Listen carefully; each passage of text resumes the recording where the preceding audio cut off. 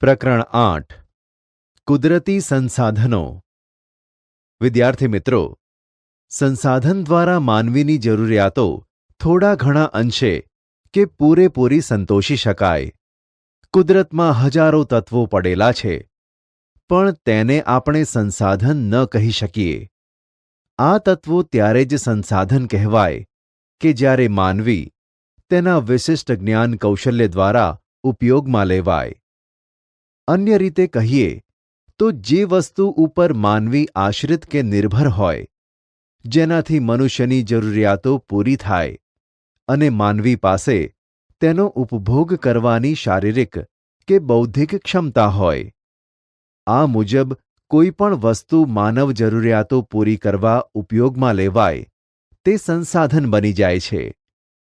પ્રાચીન સમયમાં જમીનમાં દટાયેલા ખનિજોની માનવીને જાણકારી ન હતી, ત્યારે તે સંસાધનો ન હતાં. પરંતુ આજે તેની ઉપયોગિતા અને ખનન પ્રવિધિઓના વિકસવાથી માનવ જીવન માટે તે અત્યંત જરૂરી બન્યા છે. કુદરતી સંસાધનમાં ઉપયોગિતા અને કાર્ય કરવાની યોગ્યતા બંને ગુણધર્મો હોવા જરૂરી છે. કુદરત, માનવ અને સંસ્કૃતિ ત્રણેયની પરસ્પર પ્રક્રિયા દ્વારા જ સંસાધન બને છે. સંસાધનોના ઉપયોગો. વિદ્યાર્થી મિત્રો, સંસાધનો આપણને વિવિધ રીતે ઉપયોગી છે. માનવ જીવનના દરેક તબક્કે તેની કોઈને કોઈક ભૂમિકા આપણને ધ્યાનમાં આવે છે. ખેતી પ્રવૃત્તિથી ઉદ્યોગ પ્રવૃત્તિ સુધીની તમામ પ્રવૃત્તિઓ છેવટે પ્રત્યક્ષ કે પરોક્ષ રીતે કુદરતી સંસાધનો પર અવલંબે છે. તેના ઉપયોગો વિશે વધારે વિગતો જાણીએ. સંસાધન ખોરાક તરીકે. માનવીની ખોરાકની જરૂરિયાત વિવિધ સંસાધનોમાંથી જ પૂરી થાય છે. કુદરતી રીતે થતાં ફળો, ખેતી દ્વારા સાંપડતા વિવિધ ખાદ્ય પાકો, પાલતુ પ્રાણીઓ દ્વારા પ્રાપ્ત થતી દૂધ અને તેની બનાવટો તથા માંસ, જળાશયોમાંથી મળતા માછલાં અને અન્ય જળચરો, મધમાખી દ્વારા બનાવેલ મધ વગેરે ચીજો ખાદ્ય સામગ્રી તરીકે ઉપયોગમાં લેવાય છે. સંસાધન કાચા માલનો સ્રોત. જંગલોમાંથી પ્રાપ્ત થતી વિવિધ ચીજો, ખેતી દ્વારા ઉપલબ્ધ થતી સામગ્રી, પાલતુ પશુઓથી પ્રાપ્ત ઊન, ચામડા અને માંસ, ખનિજ અયસ્ક વગેરે ચીજો અનેક ઉદ્યોગો માટે કાચો માલ બને છે. સંસાધનો શક્તિ સંસાધનો તરીકે. વિદ્યાર્થી મિત્રો, આપણે કોલસો, પેટ્રોલિયમ, કુદરતી વાયુ વગેરેનો ઈંધણ તરીકે, ઉદ્યોગો અને ઘર વપરાશમાં બળતણ તરીકે વાપરીએ છીએ. વળી સૂર્યપ્રકાશ, પવન, સમુદ્ર મોજાં, ભરતી ઓટ અને જળધોધ વગેરે થકી પણ ઊર્જા પ્રાપ્ત કરી શકાય છે. સંસાધનના પ્રકાર. સંસાધનોને આ મુજબ વર્ગીકૃત કરવામાં આવ્યા છે. 1. માલિકીના આધારે. 2.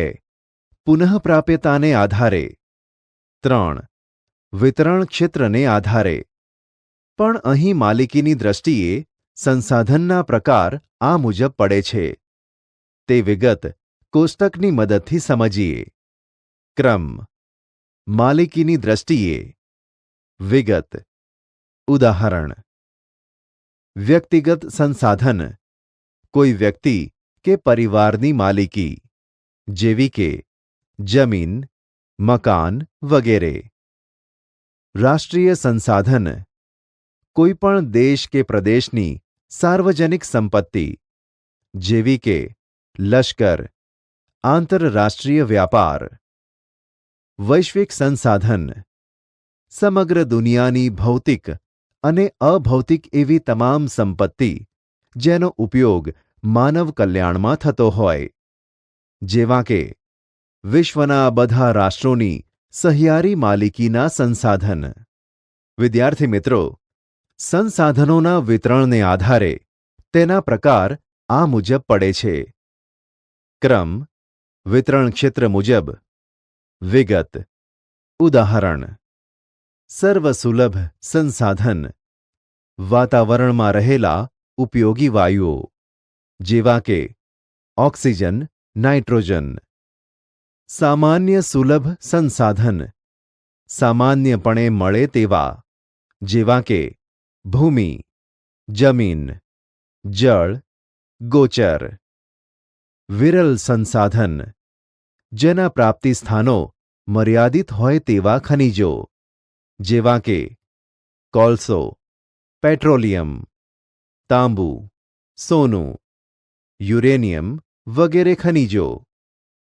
એકલ સંસાધન દુનિયામાં ભાગ્યે જ એક કે બે સ્થળે જ મળી આવતા ખનિજો જેવા કે ક્રાયોલાઇટ ખનિજ જે માત્ર ગ્રીનલેન્ડમાંથી જ મળી આવે છે.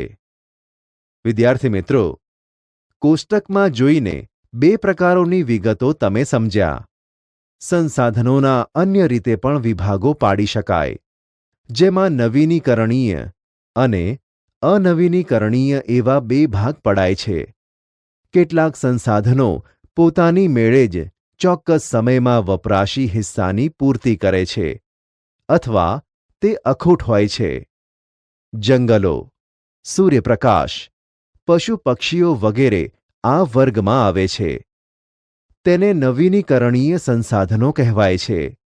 જ્યારે અનવીનીકરણીય સંસાધનો કે જે સંસાધનો એકવાર વપરાયા પછી પુનઃ ઉપયોગમાં લઈ શકાતા નથી અથવા તેને ફરી બનાવી શકાતા નથી કે નજીકના ભવિષ્યમાં તેનું પુનઃનિર્માણ અશક્ય છે, જેવા કે ખનિજ કોલસો, પેટ્રોલિયમ, કુદરતી વાયુનો સમાવેશ આ વર્ગમાં થાય છે.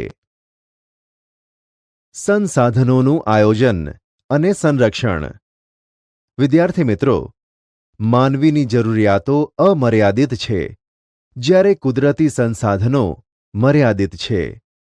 છેલ્લા 100 વર્ષોમાં માનવી દ્વારા વિજ્ઞાન અને તકનીકી ક્ષેત્રે થયેલ અસાધારણ વિકાસથી અને ભયંકર વસ્તી વિસ્ફોટથી સંસાધનોનો વપરાશ ખૂબ જ વધી ગયો છે. આ પરિસ્થિતિ વિશે ગંભીરતાથી નહીં વિચારીએ તો ભવિષ્યમાં તેના માઠા પરિણામો ભોગવવા પડશે. એટલે જ તો ભવિષ્યની પેઢીઓ માટે સંસાધનોનું સંરક્ષણ કરવું એ આપણા સૌની ફરજ છે. સંસાધનોનું સંરક્ષણ કરવું એટલે સંસાધનોનો વિવેકપૂર્ણ ઉપયોગ કરવો. સંરક્ષણ શબ્દનો સીધો સંબંધ સંસાધનોની અછત સાથે જોડાયેલો છે. વર્તમાનમાં જે રીતે દોહન થતું રહ્યું છે તે પ્રકારે સંસાધનોનું આડેધડ દોહન અને અવિવેકભર્યો વપરાશ જો ચાલુ રહેશે તો વિકાસ અને વર્તમાન જીવન સ્તર જાળવી રાખવું લગભગ સ્વપ્નવત થઈ જશે.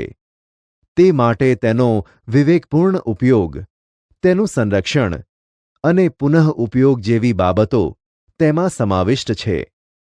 જ્યારે કોઈ વૃક્ષ કે જીવના અસ્તિત્વ પર સંકટ હોય ત્યારે તે માટે ગોઠવેલ વ્યવસ્થાપનને તેનું સંરક્ષણ કહે છે. સંસાધનના આયોજન અને સંરક્ષણ માટેની જરૂરી બાબતોને વિગતવાર સમજીએ. સૌથી પહેલાં, કોઈ એક દેશ કે પ્રદેશને એક એકમ ગણી તેના ઉપયોગમાં લેવાયેલા, હજુ વણ વપરાયેલા કે સંભવિત સંસાધનોની ઉપલબ્ધિ અને વિશેષતાઓ બાબતે જાણકારી મેળવવી. જે સંસાધનોનું પ્રમાણ મર્યાદિત કે અનવીનીકરણ છે તેનું વૈજ્ઞાનિક ઢબે દોહન કરવું જોઈએ અને તેનો વપરાશ અનિવાર્ય હોય ત્યાં જ કરવો. જે સંસાધનોની માત્રા વધારી શકાય તેના વિકાસ માટેના પ્રયત્ન કરવા જોઈએ. જે સંસાધનો વર્તમાનમાં સોંઘા કે સહજ ઉપલબ્ધ હોય તેને વેડફવાને બદલે ભાવિ જરૂરિયાત માટે કરકસર કરી સાચવવા જોઈએ. જે મર્યાદિત માત્રામાં ઉપલબ્ધ છે તેવા સંસાધનો જાળવી રાખવા. તકનીકી વિકાસ દ્વારા તેના વૈકલ્પિક સ્ત્રોતની શોધ લાંબા ગાળે વધારે ફાયદાકારક છે. સંસાધનોના સંરક્ષણ માટે તંત્ર દ્વારા જરૂરી કાયદા કે નિયમો બનાવી તેનું અમલીકરણ કરાવવું જોઈએ. નાગરિકોને સંસાધનના વિવેકપૂર્ણ ઉપયોગ સાથે જોડાયેલી તમામ બાબત અંગે વાકેફ કરી જનજાગૃતિ કેળવવી જોઈએ. જમીન નિર્માણ. સામાન્ય રીતે ભૂસપાટીનું ઉપલું પડ, જેમાં વનસ્પતિ ઉગે છે, તેને આપણે જમીન તરીકે ઓળખીએ છીએ. જમીન પૃથ્વીના પોપડા પરના અનેકવિધ કણોથી બનેલ એક પાતળું પડ હોય છે. એમાં ખનિજો, ભેજ, હ્યુમસ તથા હવા વગેરે મળેલા હોય છે. માટીની નીચે તેમાં મૂળ ખડક સ્તરો આવેલા હોય છે. જમીનનું નિર્માણ મૂળ ખડકોના ખવાણ અને ધોવાણથી મળતા પદાર્થોથી થાય છે, જેમાં જૈવિક અવશેષો, ભેજ અને હવા ભળે છે. અન્ય રીતે કહીએ તો જમીન, ખનિજો અને જૈવિક તત્વોનું કુદરતી મિશ્રણ છે. તેમાં વનસ્પતિના વૃદ્ધિ અને વિકાસ કરવાની ક્ષમતા છે. જમીન પૃથ્વીના પોપડાની સૌથી ઉપરની સપાટી કે પડ, જેને આપણે જમીન કહીએ છીએ, તેમાં વનસ્પતિના વૃદ્ધિ અને વિકાસ માટે જરૂરી એવા ખનિજ દ્રવ્યો અને જૈવિક દ્રવ્યો આવેલા હોય છે. જો કે તેનું પ્રમાણ બધી જમીનમાં એક સરખું હોતું નથી. આમ જમીન એટલે સેન્દ્રિય પદાર્થયુક્ત ઝીણા કણોવાળો પોચો ખડક પદાર્થ, અર્થાત ભૂપૃષ્ઠ પરના માતૃખડક અને વનસ્પતિ દ્રવ્યોના મિશ્રણથી બનતા અસંગઠિત પદાર્થોનું પડ કે સપાટી. મૂળ ખડકોને ઘસારણ અને ધોવાણના પરિબળો તોડી અને બારીક ભૂકો બનાવે અને આ ભૂકા કે ચૂર્ણમાં વનસ્પતિ તથા જીવજંતુઓના વિઘટન કે સડવાથી બનેલ સેન્દ્રિય તત્વ તેમાં ઉમેરાય છે. આ સેન્દ્રિય તત્વો વનસ્પતિના વિકાસમાં મહત્વની ભૂમિકા ભજવે છે.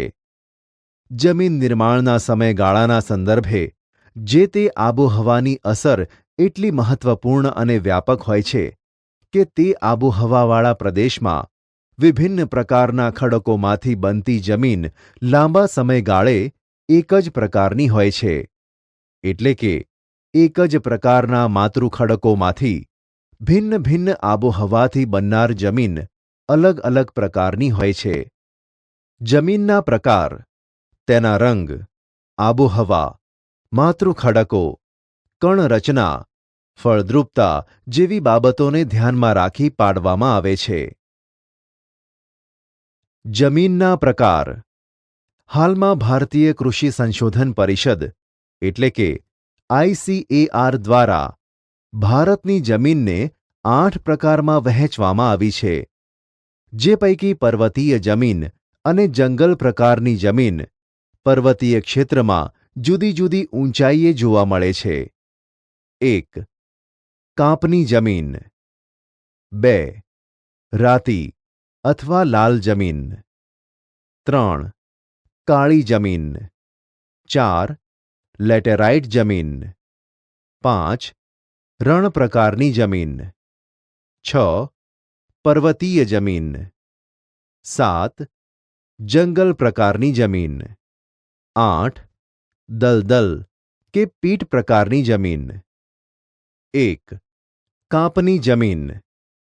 આ પ્રકારની જમીન ભારતના કુલ ક્ષેત્રફળના લગભગ 43% ક્ષેત્રફળમાં ફેલાયેલી છે. પૂર્વમાં બ્રહ્મપુત્ર ખીણથી શરૂ કરી પશ્ચિમમાં સતલુજ નદી સુધીનું ઉત્તર ભારતનું મેદાન, દક્ષિણ ભારતમાં નર્મદા, તાપી, મહાનદી, ગોદાવરી, કૃષ્ણા અને કાવેરી ખીણ પ્રદેશમાં અને તે પૈકી મહાનદી, ગોદાવરી, કૃષ્ણા અને કાવેરીના મુખ ત્રિકોણ પ્રદેશોમાં આ પ્રકારની જમીન આવેલી છે.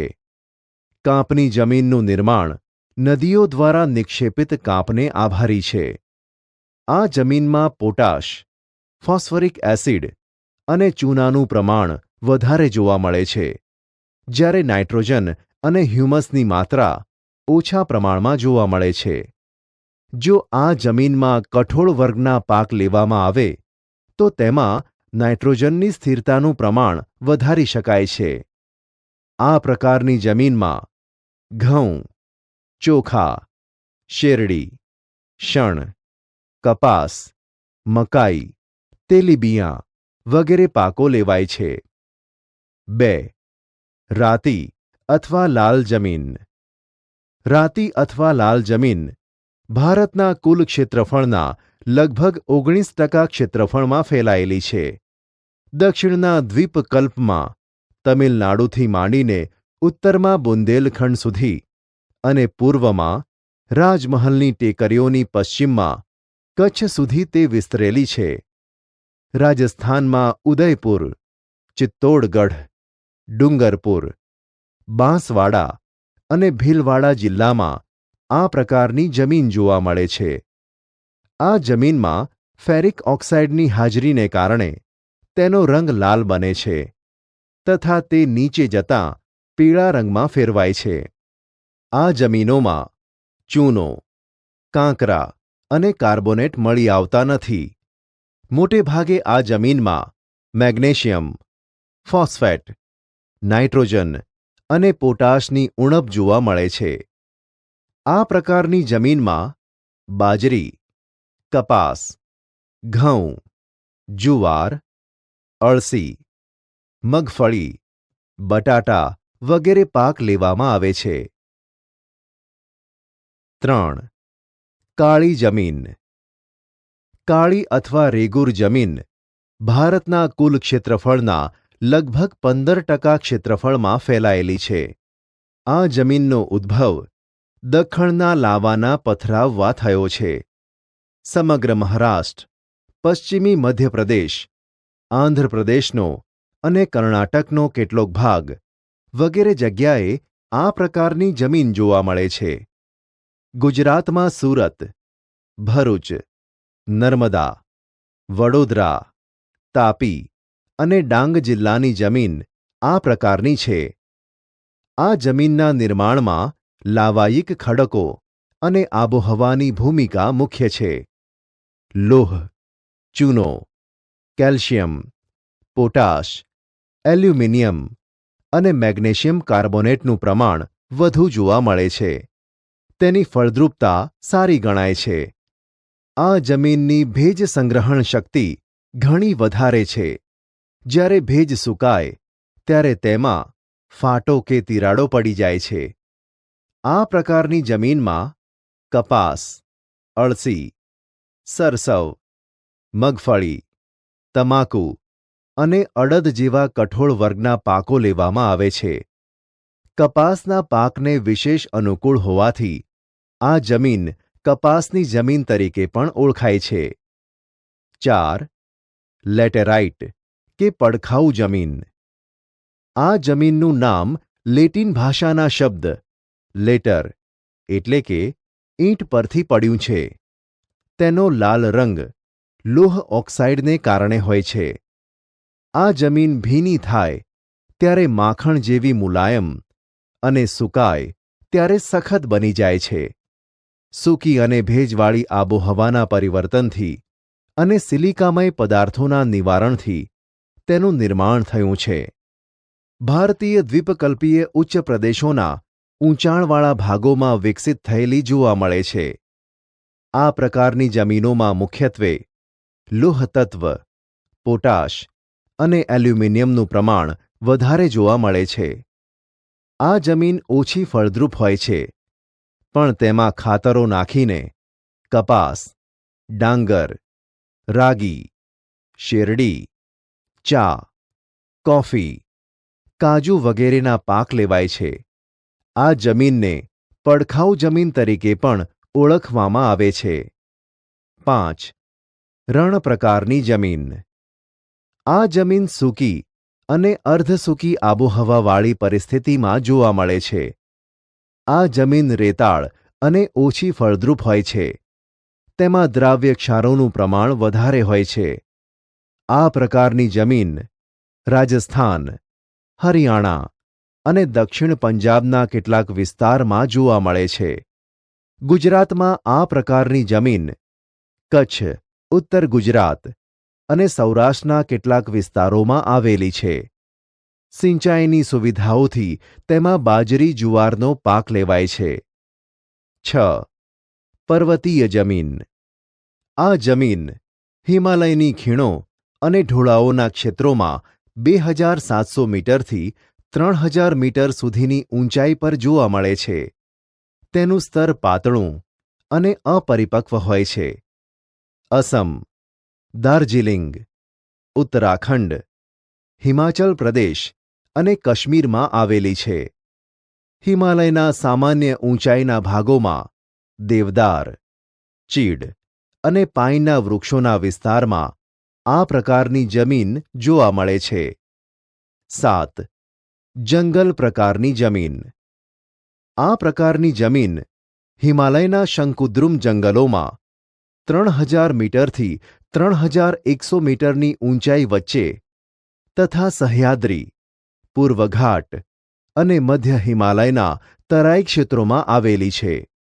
વૃક્ષોના ખરેલા પાંદડાથી ભૂસપાટી ઢંકાયેલી હોય છે અને તે પાંદડા સડવાથી, સેન્દ્રિય દ્રવ્યોનું પ્રમાણ વધવાથી જમીનનો ઉપરનો ભાગ કાળો બનેલો હોય છે, જે જમીન તળમાં નીચેની તરફ જતાં ભૂરા કે લાલ રંગમાં ફેરવાય છે.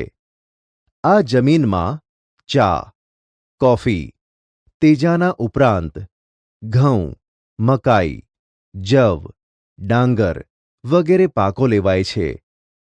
આ જમીન અત્યંત મર્યાદિત ક્ષેત્રો ધરાવે છે. 8. દલદલ કે પીટ પ્રકારની જમીન. આ પ્રકારની જમીન ભેજવાળા વિસ્તારમાં જૈવિક પદાર્થોના સંચયથી વિકસે છે. વર્ષા ઋતુ દરમિયાન આ જમીન પાણીમાં ડૂબેલી હોય છે અને પાણી ઓસરતાં તેમાં ડાંગરની ખેતી કરવામાં આવે છે. આ જમીનમાં જૈવિક પદાર્થો અને ક્ષારોની બહુલતા તથા ફોસ્ફેટ અને પોટાશની અલ્પતા જોવા મળે છે. આવી જમીન ઓડિશા, પશ્ચિમ બંગાળ, તમિલનાડુના કિનારાના ભાગો, ઉત્તર બિહારનો મધ્ય ભાગ અને ઉત્તરાખંડના અલ્મોડા જિલ્લામાં જોવા મળે છે. આ જમીનનું ક્ષેત્ર અત્યંત મર્યાદિત વ્યાપ ધરાવે છે. જમીન ધોવાણ. ધોવાણ એટલે જમીનના કણોનું ગતિશીલ હવા કે પાણી દ્વારા એક સ્થળેથી બીજા સ્થળે સ્થળાંતરિત થવું. અન્ય રીતે કહીએ તો ઉપલા જમીન કણોનું ઝડપથી કુદરતી બળો દ્વારા અન્યત્ર સ્થળાંતર થઈ જવું. તેની ઉપરનું પડ બનતાં વર્ષો લાગ્યા છે. તેના જમીન કણો ભારે વરસાદ કે તોફાની પવનોથી થોડા દિવસોમાં ખેંચાઈ જાય તો ખેત ઉત્પાદન ઘટે છે. આ પડની જાળવણી ખેતી માટે અત્યંત જરૂરી છે. આથી જમીનનું ધોવાણ અટકાવવું જોઈએ. જમીન ધોવાણ અટકાવવાના ઉપાયો. જમીન પર ચરાણ પ્રવૃત્તિઓને નિયંત્રણમાં લેવી. ઢોળાવવાળી જમીનોમાં સમોચ્ચ રેખીય પગથિયાની તરાહથી વાવેતર કરવું. પડતર જમીનમાં વૃક્ષોનું વાવેતર કરવું. પાણીના વહેણા પડેલા હોય ત્યાં આડબંધ બનાવવા. પાણીનો વેગ ધીમો પાડવા ઢાળવાળા ખેતરમાં ઊંડી ખેડ કરવી. ભૂમિ સંરક્ષણ. ભૂમિ સંરક્ષણ એટલે જમીનનું ધોવાણ રોકીને જમીનની ગુણવત્તા જાળવવી. તે જમીન સંરક્ષણનો સીધો સંબંધ માટી કણોને પોતાની મૂળ જગ્યાએ જાળવી રાખવા સાથે છે. દુનિયામાં વિવિધ જગ્યાએ જે તે સ્થાન અને સમસ્યાને અનુરૂપ ઉપાયો પ્રયોજવામાં આવે છે. જો જમીનનું સંરક્ષણ ન થાય તો તેનાથી પૂરની શક્યતાઓ વધતાં જાનમાલની સલામતીના જોખમ ઊભા થાય છે. આમ ભૂમિ સંરક્ષણ અત્યંત આવશ્યક છે. ભૂમિ સંરક્ષણના ઉપાયો. જંગલોના આચ્છાદનને કારણે તેના મૂળ જમીન કણોને જકડી રાખે છે. નદીના કોતરો અને પહાડી ઢોળાવો પર વૃક્ષારોપણ કરવું. રણની નજીકના ક્ષેત્રોમાં વાતા પવનોને રોકવા વૃક્ષોની હારમાળા ઉગાડવી. તે રણને આગળ વધતું અટકાવશે. નદીઓના પૂરને અન્ય નદીઓમાં વાળીને કે સૂકી નદીઓ ભરી અંકુશમાં લેવા જોઈએ. અનિયંત્રિત ચરાણથી પહાડોની જમીનનું સ્તર ઢીલું પડે છે. તેને અટકાવવું જોઈએ. ક્ષિતિજ સમાંતર ખેડ, સીડીદાર ખેતરો જેવી પદ્ધતિઓ અપનાવવી જોઈએ. ફળદ્રુપતા ગુમાવી બેઠેલી જમીનમાં પુનઃ સેન્દ્રિય પદાર્થોનું ઉમેરણ કરવું જોઈએ. આ ઉપાયો કરવાથી જમીનનું સંરક્ષણ કરી શકાય છે. જમીનનું સંરક્ષણ આજની તાતી જરૂરિયાત છે. તેના સંરક્ષણ માટે સરકાર, સમાજ અને લોકોએ સહિયારા પ્રયાસો કરવા પડશે.